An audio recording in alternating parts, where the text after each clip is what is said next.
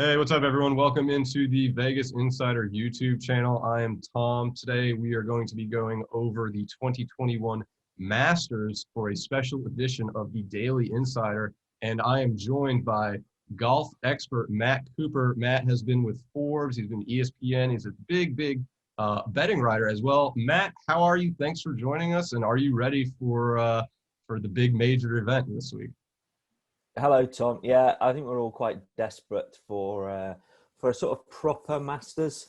It almost feels like a little bit like last year's majors, where they were quite good. There was plenty to enjoy in them, but I almost get the impression that we feel like last year didn't quite happen.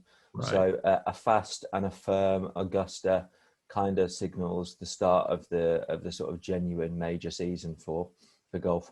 Is the date going to play a difference? We saw Dustin Johnson win, but that was in November. Now we're back to the April schedule for this event. Is the month going to play a factor in the weather for some of these golfers? Yeah, I think it's going to play quite a big thing.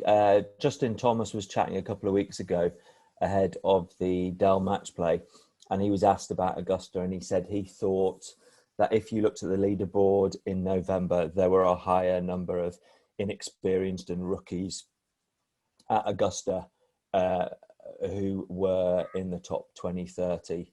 I mean, even Sung Jae Im and Cameron Smith to a lesser degree, they were up there in the top five. I think Smith is a lesser case because he's finished fifth in April before. But the fact that these guys were getting up there, there's two factors to bear in mind. The first is it was softer and slower last year, so they could fire at the pins a little bit more, which is what rookies and inexperienced players tend to do at Augusta. But in the first one or two visits, they soon learn that's not the way to attack the course, because usually it's hard and they get themselves into trouble. So they got away with it in November, and they may continue to do that this time and get caught out. The other thing was that in November, experienced players were playing to the old spots and then not seeing the ball release. And lots of listeners will have spotted this themselves. So, for instance, a very clear example I can remember is the number of people who were playing to the back of the seventh green, expecting the ball to feed down to the front of the green, and it wasn't really doing that. Mm. And I mean, it's a very clear thing that Augusta's biggest facet on the greens is A, that they're fast, but B, experienced players know where to put the ball and let it feed down to the hole, and it just wasn't doing that in November. So bear that in mind when you're thinking of inexperienced players who played well in November, and also experienced guys who maybe didn't do so well in November. They're back in their sweet spot this time. You mentioned Cam Smith. He seems to be a favorite among a lot of people to do well in this tournament. What is your conviction with Cam Smith? Do you have any trends that you would maybe favor him this weekend, or is this a golfer you think you might want to fade and he is just mainly a victim of, well, I won't even say a victim, but he is basically everyone's hyping him up because he did so well last year, and he has been, he's been potentially growing. The more he plays, it seems, the more events Cam Smith gets under his belt, he seems to really play well. What are your thoughts on him? Yeah, I think he's a very good player. I do have a bit of money on him, so I have to say that I quite like his chances. What did you think? I like the fact that he's. I got him a little while ago. I think 70s, and he's now sort of about plus 4,000. We're gonna have our regular "Can Matt remember how to work American odds compared to British odds" conversation here. But yeah, I think he's getting towards a price because of his popularity where he's not an attractive proposition, Right. because he's getting too short. You've got to remember that he has won once on his own on the PGA Tour, the Sony Open last year, and also he's won the New Orleans Open with Jonas Blixt a couple of years ago. He's also won the Australian PGA Championship a couple of times, but that's a different kettle of fish a little bit. So that's a bit of an off-putter for me. Also, the fact that still Aussies have only won one green jacket, I'm slightly dubious that's a possible trend, but it's it's there. The contrarian in me quite likes the fact that, of course, famously the green jacket is awarded to the winner. This I can't believe I'm telling you this as if nobody would know that a green jacket is the prize, but some people won't know that Cam Smith sports one of the ugliest mullets in sport, and the contrarian in me really likes the idea of Jim Nantz having to deal with the idea of this filthy, greasy mullet being Well, Jim allowed Nantz to just flow did, over the collar of the green jacket in the butler cabin. well, he But just I did almost want to. I was gonna say Jim Nantz did the March Madness just now, and there was a guy on the Baylor basketball team who had a mullet named Matthew Meyer. So he's going from one big sporting event to another, possibly with mullet champions. Yes, so that I think that could be quite fun. What about the The favorites? other yeah, we'll get to the other slight problem just to bear in mind with Cam Smith. It's actually a bit of a trend that people who do very well at the previous Masters don't do that great the next one. Mhm. I mean, people will say Jordan Smith went second and then first, so it's not impossible. Right. It just happens to be the case that this is a place where if your expectations are very high, you can get caught out quite quickly. So it's something to bear in mind. Very special players can do that, but the Was rest Dustin maybe. Johnson in that category? Because Dustin Johnson, he just came off the win in November. He was a runner-up in, I believe, what was it 2019? So is Yeah, Dustin Johnson? and I also think perhaps there was a difference there because it was 18 months. So those expectations got. But I mean, also Dustin Johnson was number one in the world, flying, playing absolutely brilliantly. So he could probably cope with that sort of thing.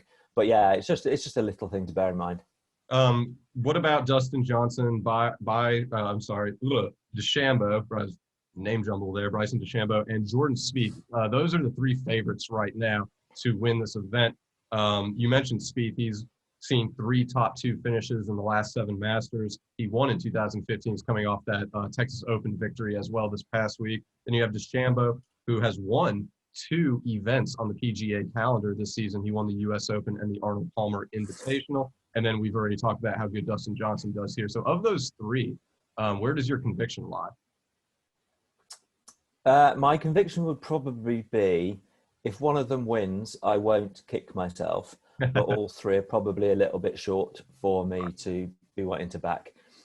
Dustin Johnson, simply because it's very difficult to defend any title, never mind a major championship. It's possible, but it's very difficult.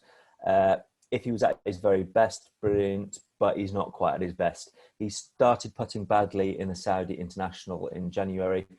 It hasn't really come back, and he started getting wonky with his driver, so that puts him off a little bit. Albeit this isn't the course to particularly fret about if you're doing that, but it's a factor. Bryson DeChambeau just hasn't found a top 20 here in four goes. That's the first thing. Really made a bit of a fool of himself saying how he's going to belittle the course last November and didn't. If you're going to talk the talk, you've got to walk the walk, and on that occasion he just didn't. Jordan Spieth, some great quotes coming out of him. I've just been reading his quotes from his press conference yesterday. He's trying to keep expectations low, having come off that win. Right. But he's aware that, and the big thing with Jordan Spieth always, if the greens are very slopey and the greens are very fast, Jordan Spieth's a very happy golfer. That's what he likes doing. His approach play is just spectacular at the moment. Yeah. His approach stats have always been spectacular at Augusta. He's also always liked golf courses where he might have side hill lies, downhill lies, uphill lies. He likes complexity in the course to get his brain firing. He's not somebody who likes a flat, boring course. So that's why Augusta is right in his sweet spot. It's just, he was 66-1 for this competition in November.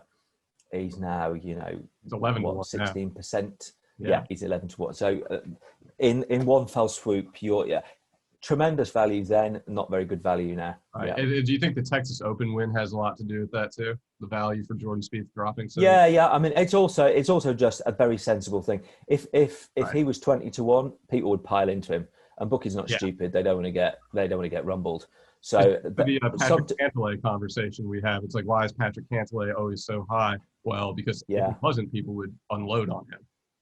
Yeah. And it's always worth bearing in mind with odds. They are a reflection of a golfer's opportunity of winning something, but they're also a reflection of the people who are chasing the win. So, for instance, it's a different sport, but if you a simple strategy would be to oppose England in football bets at English bookmakers, because English people just back England for the hell of it. Right. So you get really good odds on the opposition. Yeah. And it's not always a reflection of the sporting endeavor, but about the people who back it. Yeah. Exactly. And I know you're pretty high on the course layouts. I know when we talk in the past with golfing events, you sometimes like to see how certain golfers did in events with a similar course. So for the Masters, is that fair to say that there are some past golf tournaments that we've seen recently in which the course, a lot of its features are parallel to Augusta? And if so, do you see a golfer taking advantage of that? I haven't. There's a fairly long established connection between Riviera and Augusta. Bubba Watson's got an excellent record there. Mike Weir did very well there before he won the Masters. Phil Mickelson's done well there. Strangely enough, Tiger Woods never did particularly well at Riviera. But people often talk about those being, but it's one of those connections that people have also struggled to work out exactly why there's a connection, because it's often been said that Riviera suited a fader, whereas Augusta's supposed to fade a drawer of the ball. So nobody really knows why that's a similar fade. Plantation in Hawaii is sometimes talked of as being similar, and in that case, a lot of differences. That's by the ocean. It's very windy, but the thing is very undulating, and undulations are one of the big key factors that you're going to be thinking of when you're looking at somebody this week. Like I said, Spieth likes that sort of thing, and actually, a lot of the things I said about Jordan Spieth's fondness for Augusta are very reminiscent of why Bubba Watson likes it. They're both very creative golfers who like their brains being engaged, as opposed to, I don't want to be guilty of national stereotyping here. However, I think a lot of Swedish golfers would admit themselves, they're almost like range golfers. They like knowing their numbers. They like being able to hit 180-yard shots, 180 yards, and not having the undulations or the wind affecting it. That may or may not be a reason why Henrik Stenson's not got a particularly good record here. I don't know. I might just be guilty of dodgy national stereotypes there. And one other one I would throw in, Muirfield Village, very fast greens. Very fast greens at Augusta. And that is actually going to influence one of my picks. So what are your picks? Yeah, what do you have here for the Masters? Yeah, I really like Patrick Cantlay. I think he's right on the edge of, if you can get him above 20-1 and above, I really like him. I think he's got a great, his approach game's very good. I think he's a very smart golfer. I like the fact he likes fast greens. I've just been reading some great quotes of his from yesterday. He spent the last few weeks chatting to Fred Couples. He played with Fred Couples yesterday. Fred Couples has been telling him how to play the golf course. I think that's really sound strategy from Cantlay. Yeah. I also quite like that he'll be a little bit knocked that he played very, very well at the World Match Play. He was 14 under in his first two matches, won them both, but then he lost his third match, lost a playoff, and didn't get through to the next round. Now, I like that because he's not tired from having played it, but I like it because he knows he played well, but he didn't get his just rewards for it. So I think it's always quite handy to have somebody who's a little bit irritated and wants to sort of prove a point. So he's one of them, and I also think, especially if you're going each way and there are so many places on offer, Xander Schauffele at larger than 25-1. I mean, there are places where you can get, the bookmakers, you can get 11 places. I mean, even if you're getting sort of 8, 9, 10 places, especially if you're getting 10, him each way is just fantastic because he's got 6 top tens in. Wow. He might have more than that. Actually, I think I might have lost my. His top 10 rate in majors is just sensational. Yeah. He's also finished second at Augusta, and what I really like about that, it wasn't the last start at Augusta, but 2 starts ago, and he came off the course, and the first thing he did was tell people, "I've just told my caddy we can win on this property because I've proved to it this week." So he's fairly confident about that. And again, like Cantlay, he's just gone off the boil a little bit, but not so much that I think he's just lost all heat. I just think he's just made sure that he didn't bobble in March. So I quite like that. What do you think about Abraham Answer? And the reason I ask about him, there's 2 reasons. One, he has seen 3 straight top 30 appearances entering this Masters event, so he's got a little bit of momentum coming into this weekend. And the second is he is in a group market, and I always bring this up: the top Oklahoma State player at the Masters. He is plus 125. The only 2 he'd have to beat are Victor Hovland and Matthew Wolff. What do you think about Answer in that market and just his odds overall in this event? The one thing that would bother me with Answer is this ongoing thing that he hasn't got a win yet on the PGA Tour, and that kind of bothers me in the sense of him actually winning. I'm incredibly and rather obviously very impressed by the fact that the guy is a very, very good golfer in great form. I think he's got potential to do a lot of good things in the game. I perhaps want a little bit more to have seen him at Augusta, and for him to challenge to actually win the thing. Not many people win here. Right. Win their first time on the PGA Tour here. By the way, I'm forever obsessed with trying to get things right. So I've just very quickly gone and double checked. Schauffele has got 7 top tens in 14 major starts. Wow. So basically 50%. he's an even shot to make the top 10 in majors. I mean, it's not a definite, but I mean, that's what he's done so far rather than what he will do, which means that if you're getting, 4-1 on that in the each way market, then you're doing great there. Yep. Yeah. Actually, looking at, let's see, his top 10 odds would be. I think you could at one point this week you could get what you would call plus 250. That was the highest you could get, or plus I think. For top 10, yeah, that makes sense. But I look at Answer's top 30, and that's plus 110. Are you still skittish on that?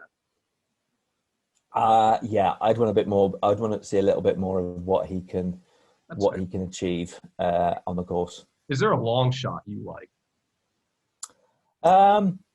Again, if we're looking at biggish odds, I quite like Justin Rose, the Englishman. Okay. And I tell you what's very peculiar about Justin Rose. The first time you look at it, he's not played since Bay Hill. I don't know if you can hear there, but there's just an ambulance gone by. I hope that's not representative of Justin Rose's chances. No, I'm almost like kind of like that. It's perfect timing. It would have been disastrous if we'd been discussing Cantlay and Schauffele. Either a good omen or a bad omen. It's a bad omen for Justin Rose, maybe. But here's the strange thing: if you look at just if I was to give you some of this information, it sounds great.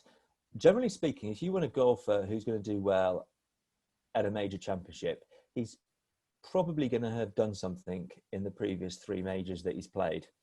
Justin Rose was second at halfway at the PGA Championship last summer and finished 9th. So that's a big tick. Has he done well recently in the Masters?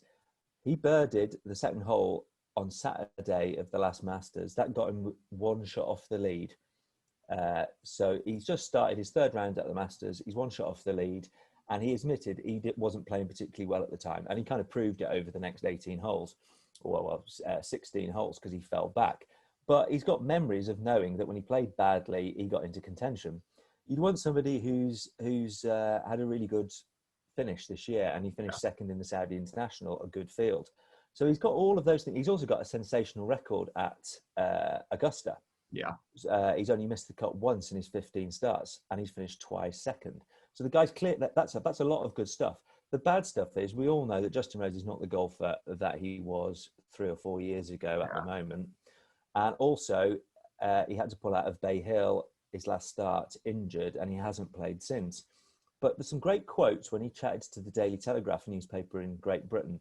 And in them, he says he could have come back in the last couple of weeks, but he didn't. And the reason was that his career now, he says, is all about playing the majors, playing the Ryder Cups, and playing in the Olympics.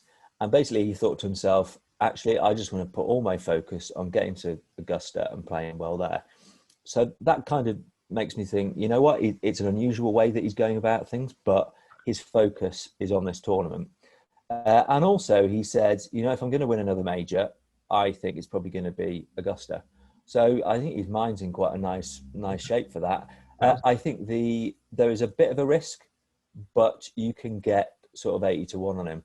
So, I mean, honestly, if you would expect a bit of risk in somebody, but like if the risk is you don't quite know what his fitness is, but you know that if he's on it, he really likes the golf course. Yeah. That's quite a nice risk, I think. Yeah, I think so too. What about Rory? We'll end on these two names, Rory and Jon Rahm. I know we had talked, I forget what tournament it was. You had liked Rory to be the round one leader, but not win the tournament, and you hit on that. Do we see something similar for Rory, where he actually starts well and then maybe collapses? What are your thoughts on Rory and then Jon Rahm, because he's getting a lot of love from some people here in America right now? Got you. That's quite interesting. If there was to be one person this week who I think can go well in round one and may not maintain it, I think it might actually be Jordan Spieth. Okay. Winners one week quite often actually go and ride the wave and do really well on the Thursday, and then maybe, you know, a bit of emotional energy just seeps out. Right. Now, in his 7 starts at Augusta, Jordan Spieth has had the solo first round lead 3 times. Wow. And you can get much bigger odds on Spieth. I mean, you can get 18 to 1 on him being a first round leader compared to like almost half that to be the tournament winner. Yeah, so I think there's a little bit of space there. Jon Rahm, I think he's in great form, and the fact that he's had the child last week, there's a little hint and a little echo of Danny Willett about that. He'll know all about that. He'll know all about that precedent set by Danny Willett as well. But what's far more relevant for me is that in his first 5 laps at Augusta, he failed to equal par 4 times, right? And he averaged 73.2. In his last 11 rounds, he's broken par 10 times, and he's gone sub 77 times. Wow. And he averages 68.9. I mean, he totally found something in his second visit to Augusta, and he's absolutely flying. So he's finished 4th, 9th, and 7th in his last 3 goes. I mean, he'll be flying high so long as he's not distracted by the baby and it's just a bit of rocket fuel. He's got to have a really fantastic chance this week. Rory, I hope he's got a great chance. And I tell you what, again, if you do nothing else, maybe you might want to say that Rory McIlroy, if you can get, for instance, 10 places as an each way option, then Rory McIlroy has finished top 10 in 6 of his last 7 starts at Augusta. Oh, wow. So I mean, you'd just be getting. I mean, because his win price has expanded so big, the each way there's potential there for that being just an absolutely knocking each way bet. I think there's a big question with Rory McIlroy. He's admitted that he's tried to chase Bryson DeChambeau's big drives, and doing it has knocked him off kilter. He's also not been a big fan of coming out of lockdown. It's got him into a bit of a mess. But he's now got a new coach. Now, lots of people have gone chasing for a new coach and it's gone the wrong way. Yeah. The fella he's gone to is one of the best in Europe. He's very blunt. He will say to Rory, stop mucking about. There's potential. I mean, Rory McIlroy not playing very well versus Rory McIlroy playing very well is, we're talking, you know, hair's breadth distance. Yeah. You know, he won't need a great deal of fine tuning to get to his best. I kind of hope that somebody has written something quite dismissive of Rory McIlroy, But then and he, that somebody within you, and that some yeah, and somebody within his team reads it. I think I've mentioned this to you a number of Tom times. Brady does. Um, that ultimately is going to be the different. I mean, famously, somebody. I mean, this is the tournament for that to happen. Right. Famously, Jack Nicklaus read that somebody had written him off as a has-been, and he won. Ian Woosnam arrived, having become the world number one, and a journalist said, "No, no number one has ever won Augusta." And Ian Woosnam thought, "I'm going to prove you wrong, mate." So hopefully, somebody is somewhere has said Rory McIlroy isn't going to win another major, and rather the only problem is Rory McIlroy is a slightly more laid back character than those other two, Right. and it would probably I don't care what you think, mate. Whereas it's one of the most important things in sport to be quite chippy. So let's hope he gets chippy. So we'll end on this. Who is if you had one golfer to pick, it could be any bet. It could be top 10, top 5, winner, wire to wire. Who are you backing? And then of all the names you've seen near the favorites, which favorite would you fade? Maybe avoid this weekend. Okay. Fading, I would take Bryson DeChambeau. Yeah. Simply because if I've got the rest of the field against him, off the fact that he's yet to get a top 20, yeah, not a problem. I'll take that. Thank you very much. I think in terms of, if you want, you're Your best purely bet. talking about value Yeah. amongst the leaders. If you can get that 5-2 that Xander Schauffele gets a top 10, I I think you're pretty much looking at an even shot, and you're getting a much bigger price for what is an even shot. 50%. I mean, that's remarkable. 7 to 4, and it's not a small sample size. It's not like it's 50% because he did it 1 out of 2 times. Yeah, He did it 7 out of 14. So I like that as well. Matt, real quickly, can you tell people where to find you and your work and maybe your Twitter handle as well? Yep, sure. I'm Twitter at Matt Cooper Golf, and I'm also it's actually launched this week. I'm starting working at something called Planet Sport, so there are links there. I've just put the first link up on my Twitter site, so Congrats. yeah, regular work's going there. Sweet. Awesome, Matt. Thanks for coming and chatting golf, and hopefully we get some bets right this weekend. We'll see. Yep. Enjoy Augusta National, everybody. Awesome. And for all you listeners out there, like Matt said, you can find him on Twitter, on social, and you can check us out on Vegas Insider, YouTube, Twitter as well, all the different social channels. Be sure to like, subscribe, but most importantly, go out there, make some good bets this weekend, and make some money. Enjoy the Masters. Until next time, we'll see you.